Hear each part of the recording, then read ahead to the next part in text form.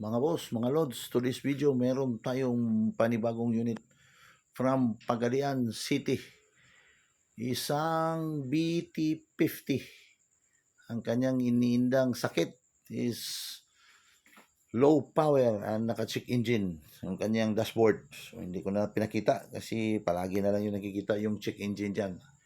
So ito yung sinasolve natin kung ano ang cause sa kanyang check engine kasi hindi lahat ng check engine isa lang ang cause dyan. So, troubleshoot natin yan kung ano talaga ang sira dyan, anong dahilan, bakit nagka-check engine siya.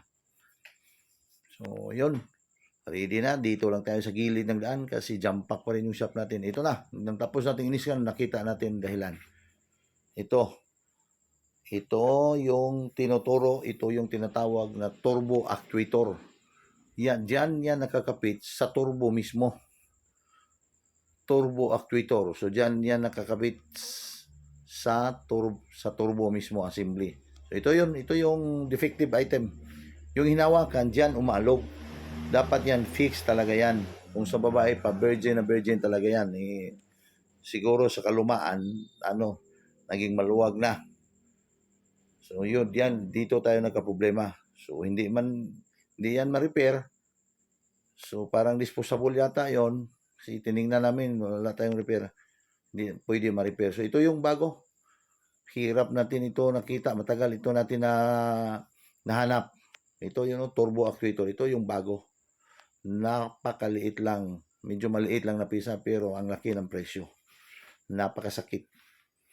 So itong unit ito, dami na rin itong tumitira pero hindi nila namalayan yung turbo actuator na umaalog lang pala. Yun ang dahilan. So ito kinakabit na sa turbo assembly. So ito na yon, nandiyan na sa tagiliran sa turbo mismo. Kinakabit na sa technician natin. At saka doon natin ilagay yung turbo mismo. Diyan natin kakabit yung turbo. Babalik natin yan mamaya. So ayun, tapos ng kinabit, fast forward tayo. Kinabit na sa ating technician. Dali-dali lang kinabit. So alam na. Kasi kompleto na. Naibalik na yung mga item. So, anong basic natin gawin dyan? Road test na tayo.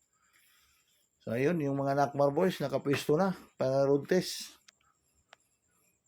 So, syempre, doon tayo sa highway mag-road test. Going to Calamba. Doon tayo mag-road test.